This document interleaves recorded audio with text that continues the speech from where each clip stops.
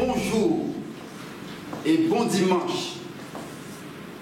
Bienvenue à ce culte fédéral que j'ai l'honneur de coordonner. Bien-aimés, c'est une joie de communiquer ensemble. Vous avez le privilège de participer à ce culte alors que vous êtes dans vos salons, vous êtes chez vous. Le culte est chez vous et c'est un culte dédié à la gloire de notre Dieu. Alors ensemble, nous allons glorifier le Seigneur en ce beau jour. Avant d'aller plus loin, bien-aimés, je vais quand même décliner mon identité. La plupart, vous me connaissez, je suis le frère Gilas de l'église du Moule, un des anciens de l'église du Moule. Et ce matin, eh bien, nous allons passer un bon moment ensemble et que le Seigneur soit glorifié. Avant toute chose, nous allons nous incliner dans la prière. Prions ensemble.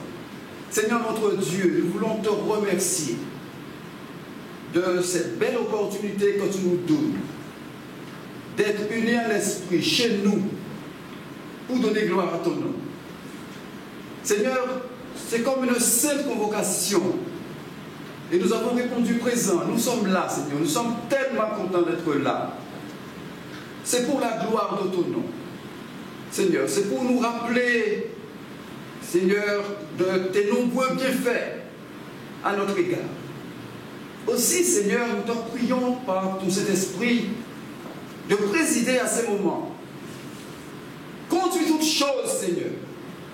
Inspire. Montre le chemin. Fais-nous du bien, Seigneur. Que tout qui sera dit, que tout ce qui sera fait soit pour la gloire de ton nom.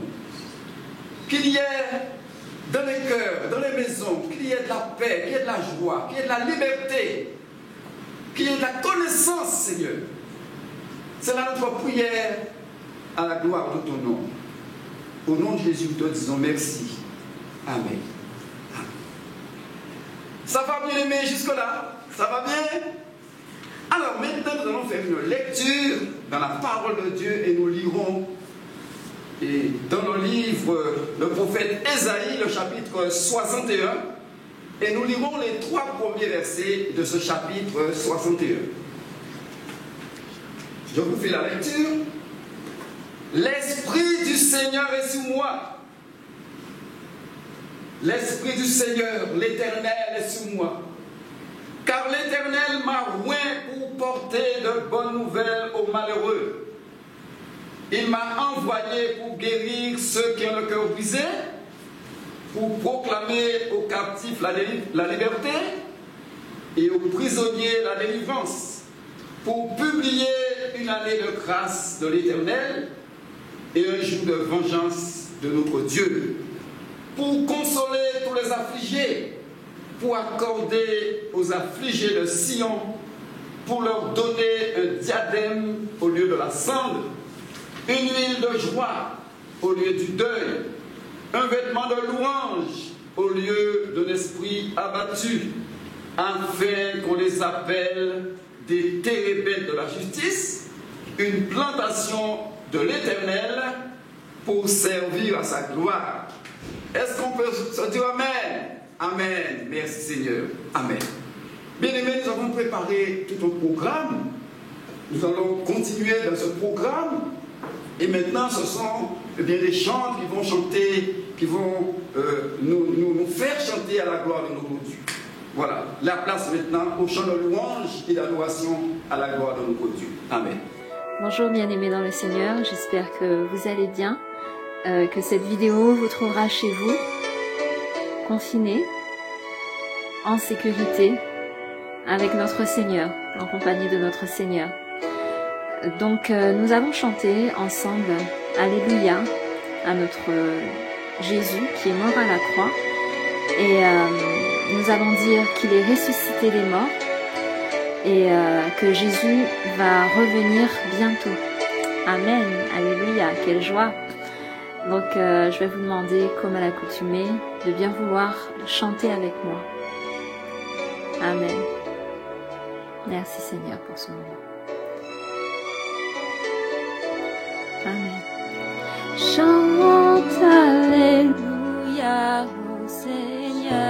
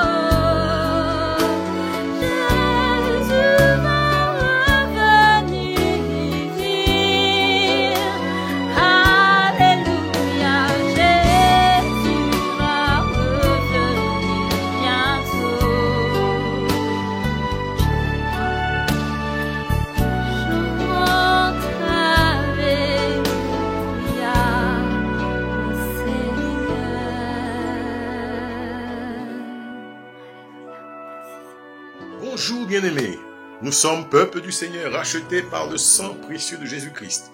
Et en ce jour de grâce, ce dimanche, qui représente le jour où il est sorti du tombeau, nous tenons à se glorifier, à célébrer ce Jésus-Christ qui est l'ancien des jours, celui qui est, qui était et qui revient bientôt. Alléluia!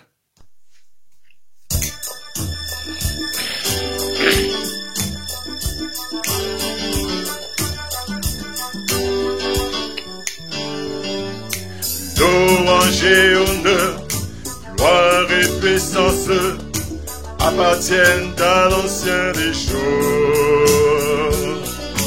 Que toute nation, toute la création se prosterne devant le Seigneur. Toute langue sur terre et au ciel proclamera ta gloire, tout genou pliera devant toi. Te louant, tu seras exalté, ô Dieu, et ton royaume ne passera pas, ô ancien des jours. Louange et honneur, gloire et puissance appartiennent à l'ancien des jours. Que toute nation, la création se prosterne devant le Seigneur. Toute langue sur terre et au ciel proclamera ta gloire, tout genou pliera devant toi. Te louant, tu seras exalté, ô Dieu, et ton royaume ne passera pas, ô ancien des jours. Ton royaume, Seigneur, durera toujours. Chante devant l'ancien des jours. Personne ne peut se comparer à toi. Chante devant l'ancien des jours. Ton royaume, Seigneur, durera toujours. Alléluia. Chante devant l'ancien des jours. Personne ne peut se comparer à toi. Chante devant l'ancien des jours. Toute langue sur terre et au ciel proclamera ta gloire, tout genou pliera devant toi. Te louant, tu seras exalté, ô Dieu, et ton royaume ne passera pas, ô ancien des jours. Ô ancien des jours. Ô ancien des jours. Ô ancien des jours. Ô ancien des jours. Soyez bénis. Restons fermes, restons courageux, notre Seigneur est notre assurance. Alléluia. Seigneur, nous dit dans sa parole, ma grâce te suffit. Alléluia. Seigneur, nous te disons merci pour tes bienfaits, pour tous tes bienfaits que tu renouvelles chaque matin envers nous, pour ton souffle de vie, Seigneur. Nous te bénissons pour cela. Merci, Seigneur. Ensemble, nous allons louer et chanter le Seigneur, ta faveur et ta grâce qui nous suffit. Alléluia. N'hésitez pas à danser chez vous, bien-aimés. Nous louons le Seigneur, n'est-ce pas?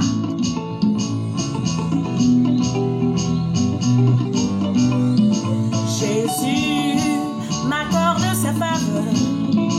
Jésus fortifie mon cœur. Jésus, paix qui me fait du bien pour surmonter toutes les épreuves. Oh, Rédempteur, oui, tu es glorieux.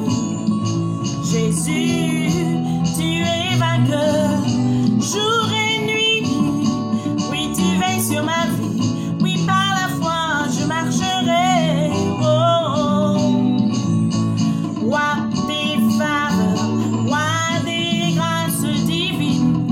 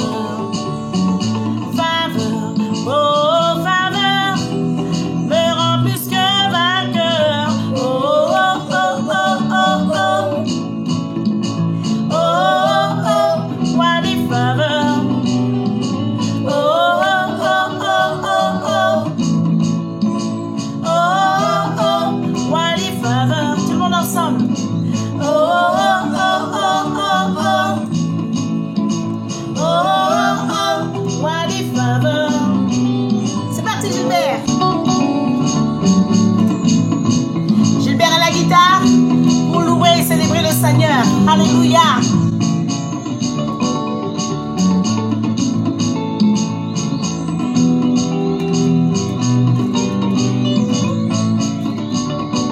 J'espère que vous louez le Seigneur aussi chez vous.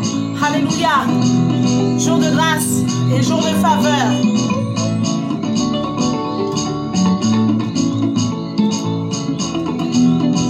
La joie de l'Éternel est ma force. Ne l'oublions jamais.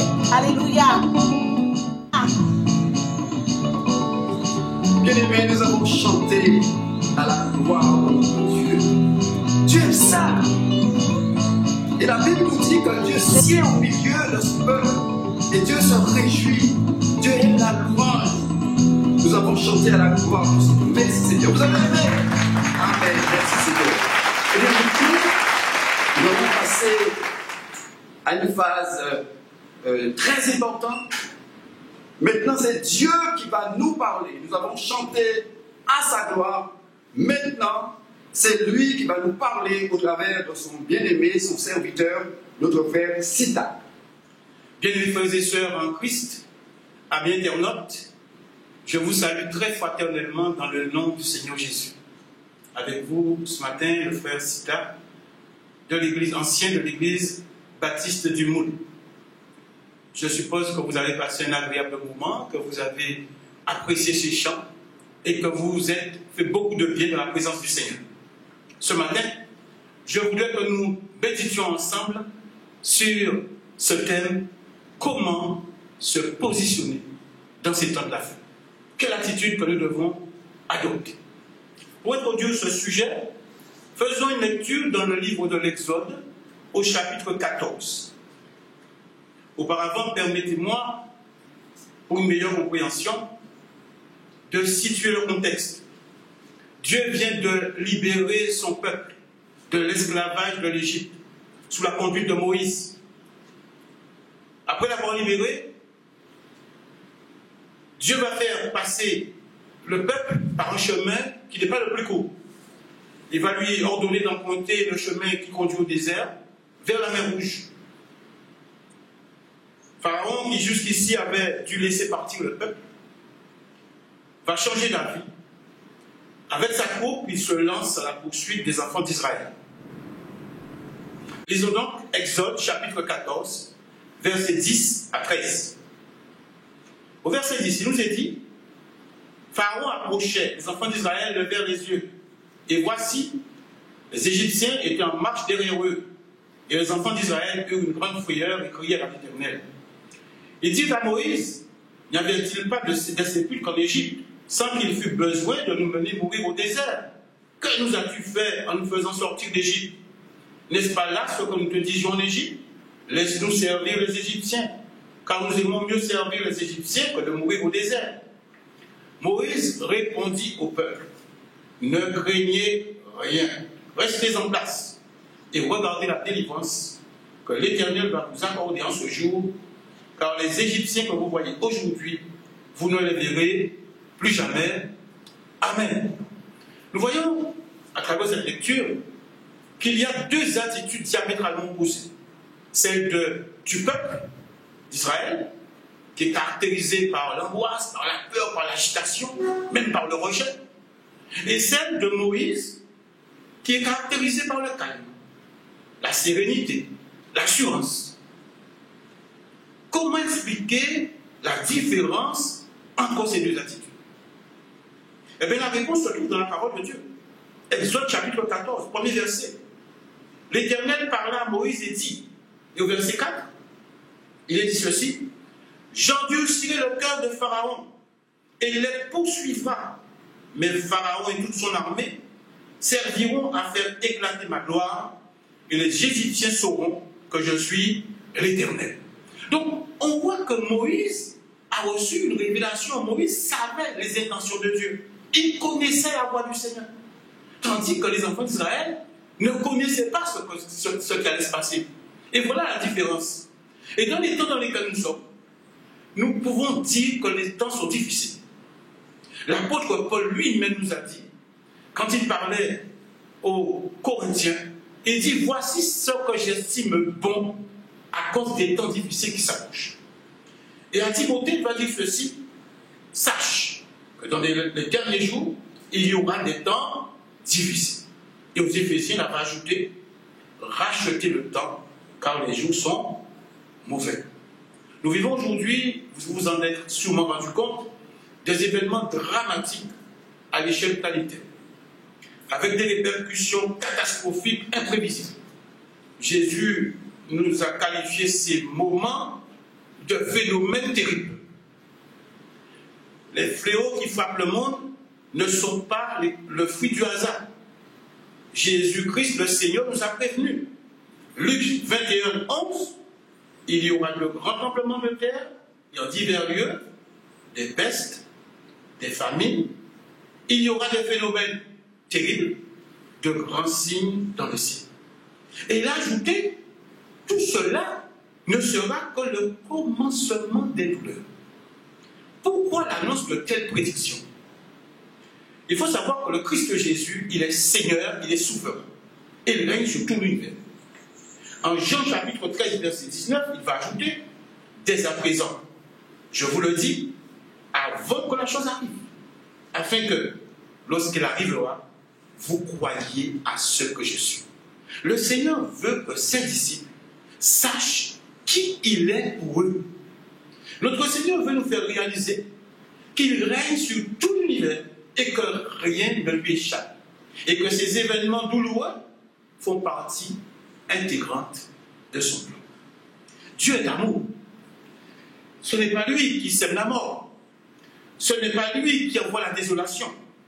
Dieu ne peut être tenté par le mal. Ces fléaux ne sont que les conséquences de la méchanceté du cœur humain. Mais ces fléaux ne peuvent se produire que si le Seigneur le permet. Qui dira qu'une chose arrive sans que le Seigneur l'ait ordonné, nous dit Lamentation chapitre 3 verset 37. Alors pourquoi permettre à ces choses de frapper la planète? Le Seigneur prépare son Église en vue de son retour. C'est l'une des principales raisons. Avant de quitter cette terre, le Seigneur a clairement dit aux siens, dans Jean chapitre 14 verset 3, « Lorsque je m'en serai allé et que je vous aurai préparé de place, je reviendrai et je vous prendrai avec moi, afin que là où je suis, vous y soyez aussi. » S'il a permis que cette pandémie surgisse à ce moment précis, c'est pour avertir son peuple de la proximité de son retour. Luc 21, 31, quand vous verrez ces choses, sachez que le royaume de Dieu est proche. Il a résolu de faire paraître devant lui une église glorieuse, sans tache, ni ride, ni rien de semblable, mais sainte et irrépréhensible. Il est évident que ce ne sont pas des efforts humains qui peuvent réaliser cela. Il était bien évident que c'est lui, le Seigneur, qui le fera. C'est son œuvre exclusive. N'a-t-il pas dit « Je bâtirai mon église » Et 1 Pierre 5, verset 10 nous dit ceci, « Le Dieu de toute grâce, après que vous aurez souffert un peu de temps, vous perfectionnera lui-même, vous affermira, vous fortifiera et vous rendra inébranlable. » Donc, nous comprenons que ces situations difficiles, Jésus va les utiliser pour amener la foi des fidèles à atteindre la maturité. Paul disait aux Corinthiens, « Ainsi, mes frères bien-aimés, soyez fermes, inébranlables, travaillant de mieux en mieux à l'œuvre du Seigneur. » Et parlant de ces temps-ci, Jésus, notre Seigneur, a mis en évidence l'absolue nécessité de la venue de tels événements. Dans Luc 21, verset 9, il va ajouter « Car il faut que ces choses arrivent. Il faut, c'est une obligation. » Donc le Seigneur va utiliser ces événements pour muscler la foi des élus, afin que l'épreuve de notre foi, plus précieuse que l'or périssable, qui cependant est éprouvée par le feu, ait pour résultat la louange, la gloire l'odeur lorsque Jésus-Christ apparaîtra. Donc, le Seigneur veut que les siens puissent apprendre à placer leur confiance en lui. Avant de partir, il a dit ceci, que votre cœur ne se trouble point, croyez en Dieu et croyez en moi. Je vais vous dire une chose, c'est que pour permettre à l'évangile d'atteindre le monde entier, le Seigneur Jésus a permis la persécution au début de l'ère chrétienne. Les disciples étaient installés tranquillement à Jérusalem, alors que le Seigneur avait dit que la bonne nouvelle serait prêchée dans le monde entier.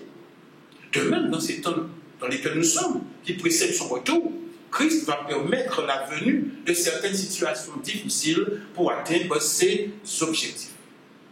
C'est la raison pour laquelle nous devons prendre au sérieux les mises en garde du Seigneur. Prendre au sérieux les mises en garde du Seigneur. Ces situations que nous allons vivre et que nous vivons sont de nature à engendrer la peur, à engendrer l'angoisse, à engendrer la terreur. D'où les avertissements du Seigneur. Soyez sur vos gardes. Je vous ai tout annoncé d'avance. Gardez-vous d'être troublés, car il faut que ces choses arrivent. Ne soyez pas effrayés. La peur est le contraire de la foi. La peur ouvre les portes d'accès à l'ennemi. Nous ne devons pas avoir peur parce que nous avons un Seigneur qui a triomphé pour nous. Donc, mes bien-aimés, attention à ce que nos yeux voient. Attention à ce que nos oreilles entendent. Nous devons, au contraire, adopter la bonne attitude, bien positionnée. Luc 21, 28, le Seigneur nous dit, quand vous verrez ces choses, quand ces choses commenceront à arriver, redressez-vous et levez vos têtes parce que votre délivrance approche. Et dites-moi un peu, qui mieux que le Seigneur Jésus-Christ connaît l'état spirituel de l'Église des temps de la fin?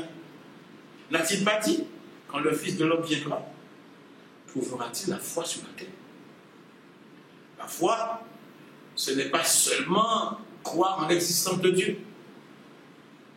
Tu crois qu'il y a un seul Dieu? Tu fais bien, dit la Bible. Les démons aussi le croient et ils tremblent. Qu'est-ce que la foi?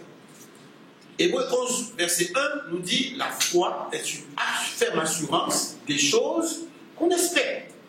Une démonstration des choses qu'on ne voit pas. Malheureusement, il est écrit dans 1 Timothée chapitre 4, verset 1, l'Esprit dit que dans les derniers jours, quelques-uns abandonneront la foi. Le Seigneur Jésus, je viens de vous le dire, il a aussi dit, quand le Fils de l'homme viendra, trouvera-t-il la foi sur la terre? Christ n'a pas dit que les activités religieuses cesseraient, loin de là. Mais il dit qu'il va trouver la foi, la vraie foi. Les activités qui vont exister ne s'appuieront point sur la parole de Dieu, ni sur l'enseignement des apôtres. Puisqu'il est écrit dans 2 Timothée chapitre 4, verset 3, « Car il viendra un temps où les hommes ne supporteront pas la saine doctrine, mais ayant la démangeaison d'entendre des choses agréables, ils se donneront une foule de docteurs selon leurs propres désirs. » Mais bien aimé, il faut bien comprendre que ces fléaux annoncés sont des signaux forts adressés à l'Église des derniers jours. Le Seigneur veut ramener le cœur des fidèles à lui et à sa parole. Dans Osée chapitre 2, verset 16, l'Éternel va ramener son peuple. Ces fléaux, mes bien-aimés, sont là pour nous faire prendre conscience qu'il n'y a rien de sûr dans ce monde. Ce monde ne peut rien nous apporter et que la véritable sécurité ne se trouve qu'en Jésus, qui a dit « Le ciel passera, la terre passera, mais mes paroles ne passeront point. » Matthieu 24, verset 37. Donc, il faut se positionner dans ces temps de la fin. Mais comment le faire? Eh bien, en mettant en pratique toutes les recommandations du Seigneur. Dans Luc 21, 36, il va dire ceci: « Veillez donc et priez en tout temps, afin que vous ayez la force d'échapper à toutes ces choses qui arriveront et de paraître debout devant le Fils de l'homme. » Vous allez remarquer que Jésus, il va laisser entendre que nous devons prier. Que nous devons prier en tout temps. Et puis nous devons prier dans un but précis, afin que vous ayez la force d'échapper. Il n'a pas dit la force d'empêcher. Il n'a pas dit la force d'arrêter ces choses. Il aurait pu le dire. Car il a donné à son peuple le pouvoir de marcher sur les serpents, les scorpions et sur toute la puissance de l'ennemi. Il a ajouté, et rien ne pourra vous nuire. Dans Luc chapitre 10, verset 19. Mais dans le contexte, Jésus a précisé la force d'échapper à toutes ces choses qui arriveront. Ce qui nous laisse supposer que nous traverserons ces choses. Et cette remarque devrait nous éclairer pour bien orienter nos prières et combattre le bon combat et bien, par conséquent, nous positionner. En conclusion, nous allons bien nous positionner en prenant la décision d'adopter la bonne attitude. Les temps de la fin sont des temps difficiles. Le Seigneur nous a avertis, avec l'arrivée notamment de phénomènes terribles qui vont effrayer. La deuxième chose, nous devons reconnaître que Jésus-Christ est souverain, il règne, et qu'il permet la venue de ces événements. Premièrement, pour préparer son peuple en vue de son retour, et deuxièmement, en vue d'amener la foi des fidèles à atteindre la maturité. Troisième chose, nous devons prendre très au sérieux les avertissements qu'il nous a laissés, parce qu'il y aura la venue de faux enseignants et l'abandon de la vraie foi. Et enfin, quatrième chose, le Seigneur veut ramener le cœur des fidèles à lui et à sa parole. Un retour à Dieu et un retour à sa parole. Que Dieu nous garde de mettre en pratique ses paroles et de bien nous positionner dans cette fin des temps, parce que Jésus avertit, ce n'est que le commencement des douleurs. Nous devons rester debout et paraître debout devant le Fils de l'homme, parce qu'il nous a donné les outils, les moyens, et puis il est avec nous tous les jours jusqu'à la fin du monde. Que Dieu vous bénisse sur ces quelques paroles et que sa grâce repose sur vous et que le nom du Seigneur Jésus soit pleinement glorifié au milieu de nous. Amen. Amen.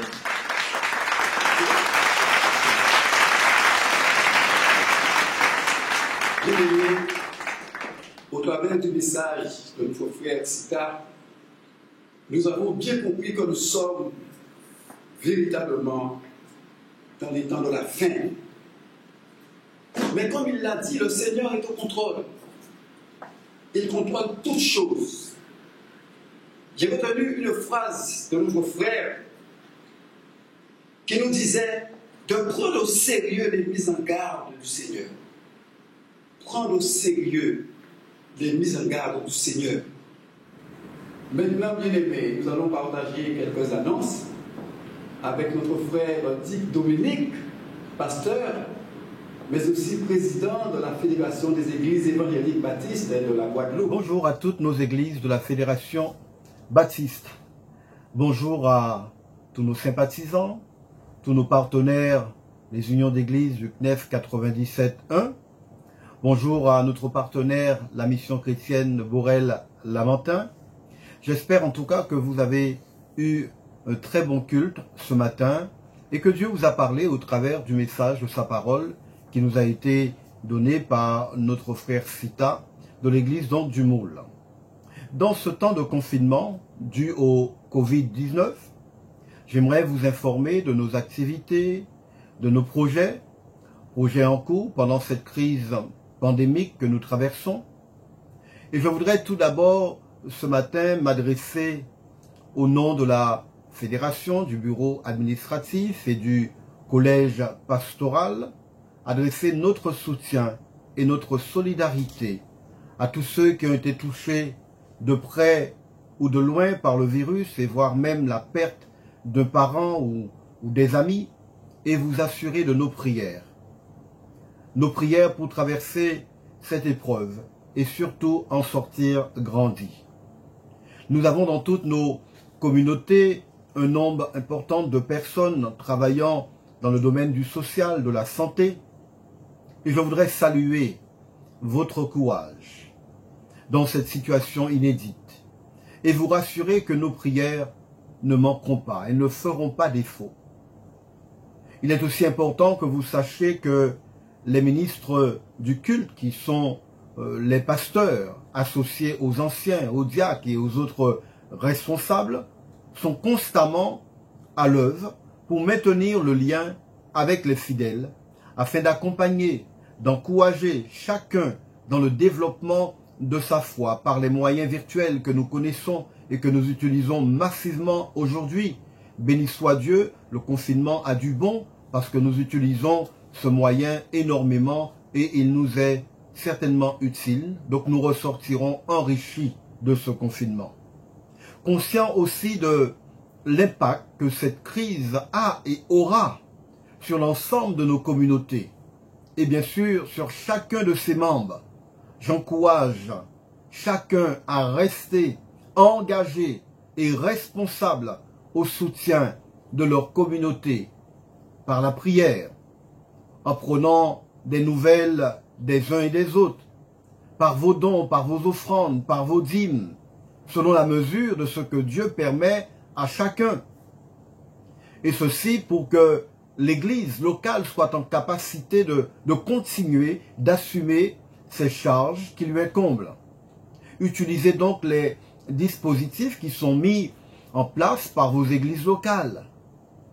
Nous sommes en train, au sein de notre fédération, de mettre sur pied un projet. Celui-ci est de confectionner des masques afin d'aider sur le plan social. Nous fournirons le matériel nécessaire. Il est vrai que prier est une bonne chose, voire une excellente chose, mais elle doit être suivie d'action. Nous offrirons donc des masques gratuitement à ceux qui en ont besoin. Et pour ce faire, les couturiers de nos églises, les couturières, nous vous invitons à vous mobiliser pour cette action. Et je vous invite à vous faire connaître de manière à aider à réaliser ce projet. Un numéro de téléphone et vous serez en contact avec la personne responsable de la gestion de ce projet, le 06 90 99 42 52. Je reprends, c'est un portable, 99 42 52. Vous savez que nous sommes aussi affiliés au CNEF sur le plan national, Conseil national des évangéliques de France. Emmanuel Macron et le ministre de l'Intérieur se sont entretenus mardi 21 avec les différents représentants des religions de France. Et le CNEF, bien sûr, était présent pour faire le point sur le déconfinement, mais aussi ce qu'il est convenu d'appeler le jour d'après. Il est précisé que les lieux de culte resteront fermés le 11 mai, quelle que soit leur taille. Certains rassemblements pourraient recommencer à partir de la mi-juin, pas forcément tous, ce sera en fonction certainement de la taille, avec le respect des gestes barrières et la distanciation physique. Les grands rassemblements ne pourront pas être envisagés avant l'été. Le pire serait d'ouvrir trop vite, trop fort, et d'être amené à refermer. Voilà un peu ce qui ressort, les grandes lignes de cette rencontre du président de la République et du ministre de l'Intérieur. Nous avons aussi le CNEF 97.1 en Guadeloupe qui fonctionne très bien, merci Seigneur. Il y a eu une rencontre avec le directeur du cabinet du préfet, avec notre délégué, le pasteur et docteur Alain Isus, qui a rencontré donc les responsables de l'État. Et bien sûr, le rôle était d'informer sur la présence effective et la mission de la famille évangélique réunie au CNEF 97.1. Aussi, ainsi le représentant de l'État a été informé de notre fonctionnement, surtout dans cette phase de confinement. Il était donc important que notre voix soit entendue, ainsi que certaines doléances pour un meilleur fonctionnement, et surtout être en lien avec les représentants de l'État sur le département de la Guadeloupe. Sachez aussi que tous les dimanches, nous aurons le culte présenté par une église de la fédération. Vous recevrez le lien, comme cela se fait depuis quelque temps, le dimanche matin, afin de suivre le culte avec nous et bien sûr chez vous à pouvoir célébrer Dieu, louer le Seigneur dans la louange, dans la prière, mais aussi écouter le message qui sera dispensé par le serviteur du Seigneur. Et bien sûr, vous pourrez transmettre le lien à d'autres autant que vous le désirez, et ceci dans le but d'enrichir par le message du Christ. Juste quelques consignes avant que nous puissions terminer cette phase d'annonce. Je crois qu'en tant que chrétiens, nous sommes appelés à être exemplaires. Nous sommes appelés à être mobilisés dans l'obéissance. Donc je vous invite à la patience, à la sagesse, dans ces temps inédits que nous connaissons. Comme dit le sage, appliquons nos cœurs à la sagesse, afin de bien compter nos jours. Pensez aussi à vous abonner à la chaîne YouTube de notre fédération, parce que c'est important que vous soyez abonnés, puisque les différents cultes, vous les recevrez sur le lien de la chaîne YouTube de notre fédération évangélique baptiste. À moi maintenant de vous souhaiter du courage, de la force, de la patience, et je vous souhaite surtout un bon appétit, et je vous dis à dimanche prochain pour notre programme. Soyez bénis et à très bientôt.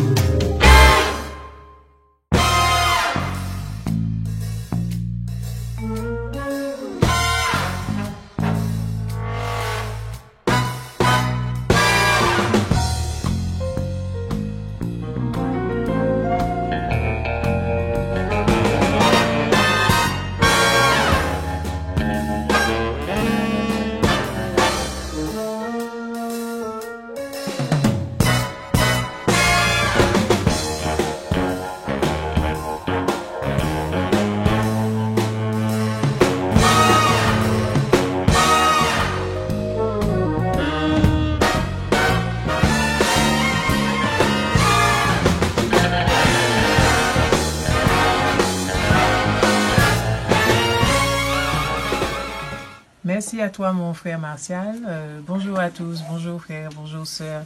Effectivement, je suis Sabrina de l'église évangélique baptiste du Moule. Je suis chauffeur de taxi et comme l'a dit mon frère Martial, je fais aussi de la couture. Mais mon premier métier est chauffeur de taxi. Et comme on le sait, nous sommes entrés en confinement le 16 mars dernier et les activités se sont brusquement arrêtées. Mais je sais que nous avons un Père merveilleux. Je sais que j'ai un Père qui ne me laisse pas tomber. Et c'est pour cela que l'idée m'est venue de retourner dans mon atelier que j'avais un peu délaissé, que j'avais mis de côté parce que je n'avais pas forcément le temps d'y aller. Et là, je me suis mise à confectionner des masques de protection pour une infirmière. Malheureusement, elle n'a pas pu les récupérer, pas de sa faute, parce qu'avec ce travail-là, elle ne pouvait pas venir les récupérer. Et là, je me suis dit que, bon, de toute façon, je ne vais pas les laisser là, je vais les donner. C'est ce que j'ai fait, je les ai donnés. Et comme ça, les demandes ont fusé. Sans que moi-même, je ne demande rien. Je vais vous montrer comment réaliser un masque de protection. Alors, nous allons passer à la machine.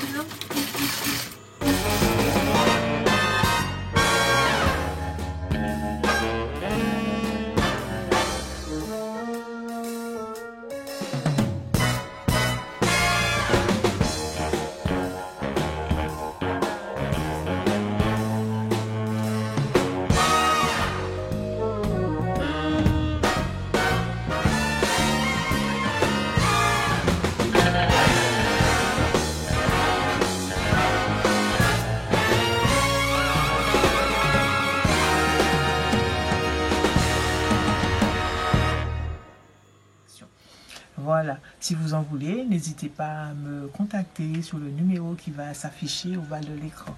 Tout ça pour vous dire que nous avons un Dieu merveilleux qui ne nous laisse pas tomber, nullement, il ne laisse pas tomber ses enfants. Alors faites-lui confiance, on a des mains, c'est pour pouvoir les utiliser. Et on a aussi un cerveau pour pouvoir aussi l'utiliser. Alors je terminerai en vous disant de toujours garder confiance en Dieu. Faites-lui confiance, quelles que soient les difficultés. Faites-lui confiance, il ne vous abandonnera pas. Sur ce, un bon dimanche et puis à bientôt, soyez bénis. Et maintenant, nous allons prier suite à la prédication de notre frère Sita. Nous allons prier avec notre pasteur Mondovi. Prions-nous, bien-aimés.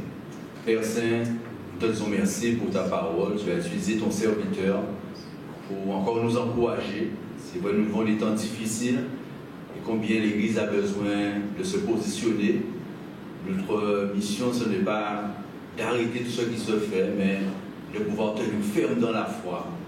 Et pour cela, Seigneur, combien nous avons besoin de ta parole, nous avons besoin de ton Saint-Esprit, nous avons besoin de ta présence. Nous savons que tu es fidèle et tu permettras à ton Église de garder le cap, chaque bien-aimé à pouvoir tenir ferme dans la foi, à continuer à t'évoquer, à continuer à partager ta parole, Seigneur mon Dieu, et à pouvoir résister avec une foi ferme contre tous les plans et les projets que l'ennemi voudrait peut-être utiliser pour les déstabiliser. Seigneur, merci pour ta fidélité parce que, Seigneur, tu conduis toutes choses. Rien ne t'est impossible. Et nous pensons aussi à ceux qui ne te connaissent pas, Seigneur, qu'à travers ta parole, ils se rappellent que dans ces moments difficiles, que tu les aimes et qu'ils peuvent se tourner vers toi, qu'ils peuvent trouver en toi ce secours. Nous l'avons entendu à travers ta parole que c'est vrai, ces moments difficiles, Seigneur, génèrent vraiment la détresse, génèrent l'angoisse.